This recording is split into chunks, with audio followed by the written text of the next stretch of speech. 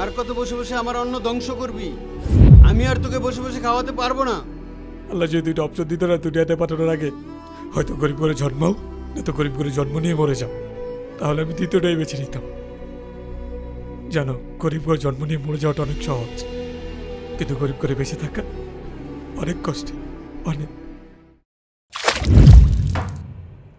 আর কত বসে বসে আমার অন্ন ধ্বংস করবি? আমি আর তোকে বসে বসে খাওয়াতে পারবো না। হয়তো কিছু একটা কর, না হয়তো আমার বাসা থেকে বের হয়ে যা। থাক ভাইয়া, তুই খেয়ে নে, রাগ করিস না। বাবা তো একটু এরকমই। আমারও তো ইচ্ছা করে একটু রেস্ট করতে। বোন যে বড় হচ্ছে, ওদিকে কোনো খেয়াল আছে? ওর লেখাপড়ার খরচ কোত্থেকে আসে এগুলা?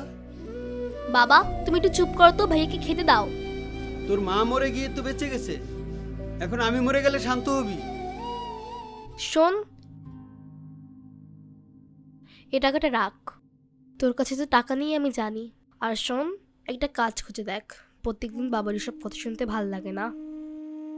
বাবারও তো কষ্ট হয় এই বয়সে এসে কাজ করতে। তুই অনেক বড় হয়ে গেছিস রে। হ্যাঁ, আমার টাকা লাগবে না, তোর কাছ থেকে এমনি অনেক টাকা নিয়ে নিয়েছি। কাজ পাবার পর সব বুঝিয়ে দিবি। এবার যা, বাবা আবার শুরু করবে। 2 দিন পর পর বিয়ের প্রপোজাল আসছেই। আমি যদি ছেলে হতাম কত ভালো হতো, কোনো কষ্টই থাকতো না, যা ইচ্ছা করতে পারতাম, যেখানে ইচ্ছা সেখানে যেতে পারতাম, তাই না? কি হলো, তুমি আবার চুপ করে আসছো কেন? দেখি, এই দেখি, উঠো তো, কান্না করতেছো কেন?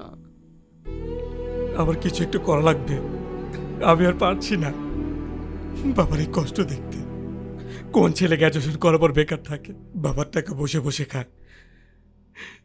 আল্লাহ যদি দুইটা অপশন দিত না দুনিয়াতে পাঠানোর আগে, হয়তো গরিব করে জন্মাও, নয়তো গরিব করে জন্ম নিয়ে মরে যাও, তাহলে আমি দ্বিতীয়টাই বেছে নিতাম। জানো, গরিব করে জন্ম নিয়ে মরে যাওয়াটা অনেক সহজ, কিন্তু গরিব করে বেঁচে থাকা অনেক কষ্টে, অনেক। এই যে তুমি এখন আমার সাথে আছো, কিছুদিন পর তুমিও থাকবে না এই অভাবের কারণে। তুমি পাগল হইছো? ছেড়ে গেলে তো অনেক আগেই চলে যেতাম, 3 বছর অপেক্ষা করতাম না।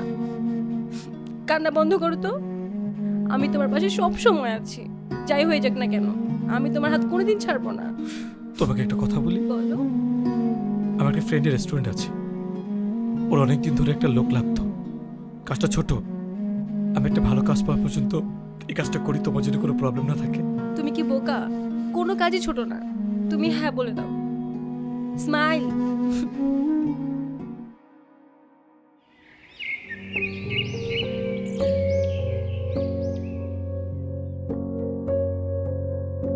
রুহি, এই রুহি, কি হয়েছে বাবা?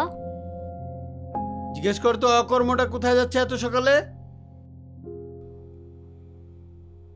বাবা, আমি একটা চাকরি পেয়েছি রেস্টুরেন্টে, 15,000 টাকা বেতন। কি রে সত্যি? তুই তো আমাকে রাতে কিছুই বললি না।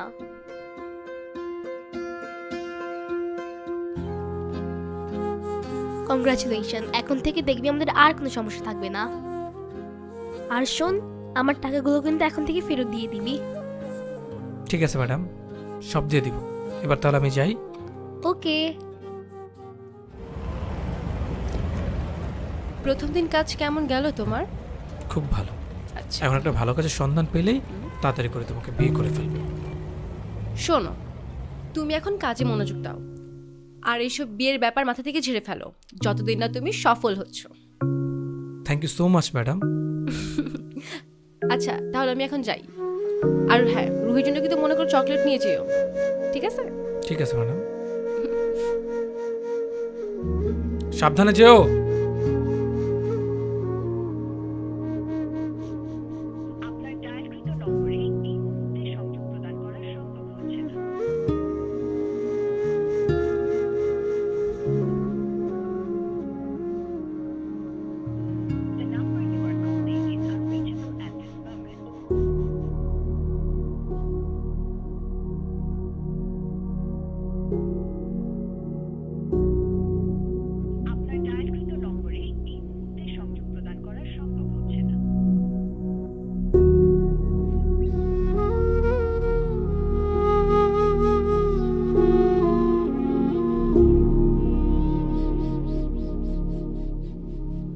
কে রে, মন খারাপ করে বসে আছিস কেন?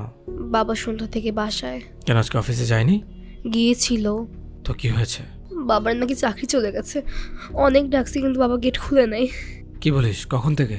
আমাকে ফোন দিবি না? সন্ধ্যা থেকে তোকে ফোন দিছি, ব্যস্ত পাইছি। হ্যাঁ বাবা, বাবা, এই বাবা, বাবা দরজা খোলো। বাবা, তোমার চাকরি কাছে তো কি হয়েছে? এখন তো আমি ইনকাম করি, 2-3 মাস বেতন না পেলে কি হবে? একটা সময় চাকরি তো পাবাই। বাবা। বাবার তো কোনো শব্দ আসতেছে না। হ্যাঁ,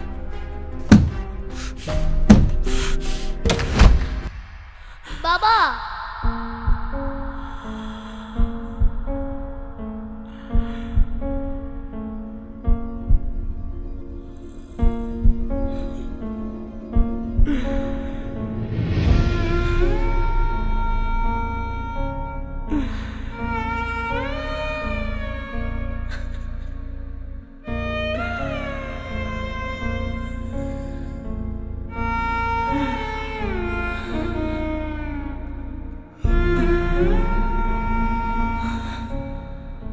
আমাকে মাফ করে দাও।